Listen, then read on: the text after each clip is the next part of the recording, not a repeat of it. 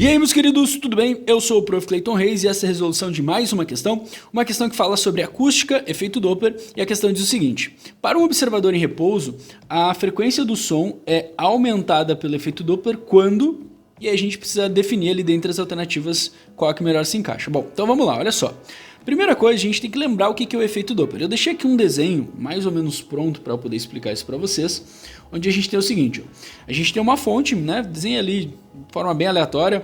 Imagina aí que tem um objeto em movimento ali, ele está indo da esquerda para a direita e ele está emitindo um som aqui em cima. Então a gente tem aqui o som sendo emitido. E ele está se movimentando em direção ao observador da direita e se afastando do da esquerda. Então, esse cara aqui está numa situação de aproximação.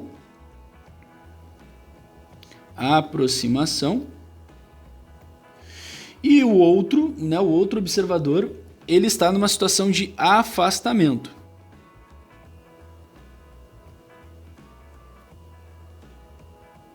Ih, ficou feio ali. Afastamento. Deu, agora melhorou. Bom, qual é a jogada aqui, gente? A jogada é a gente entender que o efeito Doppler, ele justamente é uma observação alterada de uma onda, né? Independente se ela é sonora ou não, porque o efeito Doppler ocorre com todos os tipos de onda. Uma observação alterada da onda devido ao movimento relativo entre a fonte que está emitindo essa onda e o observador que está recebendo essa onda. E tem uma outra representação que a gente faz, que é colocar nessa situação as frentes de ondas emitidas pela fonte. Ó, imagina que cada círculo desse seria uma crista de uma onda sendo emitida por essa fonte. Óbvio que é só uma representação, mas para dar a ideia, né, para a gente conseguir entender o que mais ou menos acontece. O que tu vai observar? Ó? A pessoa que está na situação de aproximação, tu percebe que as frentes de onda estão mais próximas. Se a gente considerar cada frente como uma crista, a onda ela fica mais, né, juntinha, as cristas ficam mais próximas, isso significa um encolhimento do comprimento de onda. Já o cara que está na situação de afastamento, ó, ele vai perceber as frentes de onda, as cristas mais afastadas, ou seja, um aumento do comprimento de onda. E isso justamente quando a gente fala de som, dá uma sensação diferente de som, né? A pessoa ouve o som mais grave, mais agudo, né? Justamente essa é a ideia. Então, vamos entender o seguinte, de novo, o que é o efeito Doppler? É uma percepção alterada da frequência e do comprimento de onda de uma onda observada devido ao movimento relativo entre a fonte e o observador. O cara que está na condição de afastamento, ele vai observar uma frequência menor e um comprimento de onda maior, que é o que a gente está vendo ali.